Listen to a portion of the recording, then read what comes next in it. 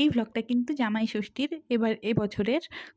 যদিও এটা আমার দ্বিতীয় জামাই ষষ্ঠী ছিল, কিন্তু ১ম বছর আমরা কেউই নিয়ম পালন করতে পারিনি।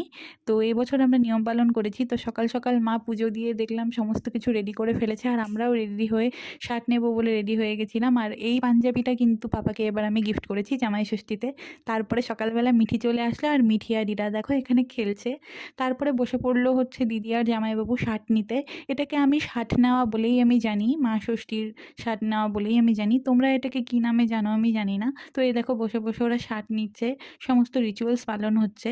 তো দিদি আর ওরা শার্ট নেওয়ার পরে মিঠি ওর মা-বাবাকে শার্ট দিচ্ছে, কারণ সন্তানদেরও নাকি দিতে হয়। তারপরে মিঠি আমাদের দুজনকেও দিয়ে দিল, যেহেতু আমরা ওর মাসি মেসো। তারপরে মা আর আমি সবাই মিলে দেখো, মা দেখো শার্ট দিচ্ছে আমাদেরকে। তো সমস্ত রিচুয়ালস পালন হচ্ছে।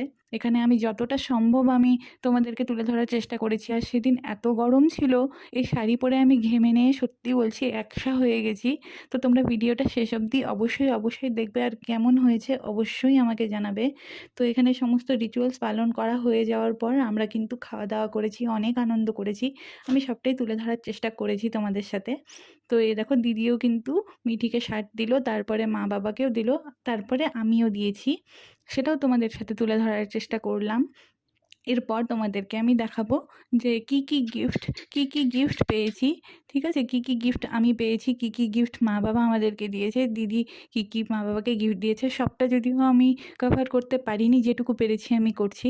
তো মিঠিকে শার্ট দেওয়ার পরে হচ্ছে আমাদের মানে গিফটের পর্ব, সমস্ত কিছু রেডি হচ্ছিল। তো তারপরে হচ্ছে এই দেখো শার্ট দেওয়া করে নিলাম, সমস্ত কিছু করে নেওয়ার পরে এই দেখো গিফট দেওয়া পর্ব শুরু হয়ে গেছে।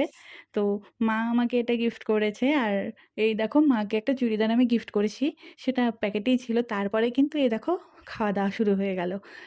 মেনুতে ছিল দেখতেই পেলে স্যালাড, মাছ ভাজা, তারপরে ছিল মাংস, চিকেন ছিল, এটা দিদি রান্না করেছিল, ফ্রাইড রাইস ছিল, আর ছিল দই মিষ্টি। এই ছিল মোটামুটি জামাই ষষ্ঠীর মেনু। কেননা আমাদের বাড়িতে কেউই এত বেশি কিছু খেতে পারি না আমরা, তাই অল্প অল্পই রান্না হয়েছে। সন্ধ্যাবেলা দেখতেই পেলে মিঠির চা রান্না করেছিল আমাদের জন্য, কেননা ও এখন অনেক কিছু শিখে গেছে, বড় হচ্ছে। তারপরে ওর মেসো ওর জন্য কিন্তু চাউমিন রান্না করে দিয়েছিল, কারণ ও চাউমিন খেতে খুব ভালোবাসে। আর এখন না স্কুল থাকার জন্য ও সবসময় আসতেও পারে না। আর সন্ধেবেলাটা আমরা ভীষণ আনন্দ করে কাটিয়েছি, সবাই মিলে কলা গাছ খেলেছি, চোর পুলিশ খেলেছি, অনেক অনেক আনন্দ করেছি। তো এই ছিল জামাই ষষ্ঠীর সারাটা দিন, যতটা পারলাম তোমাদের সাথে শেয়ার করলাম। কেমন লাগলো ব্লগটা অবশ্যই তোমরা জানিও। ঠিক আছে, চলো টাটা।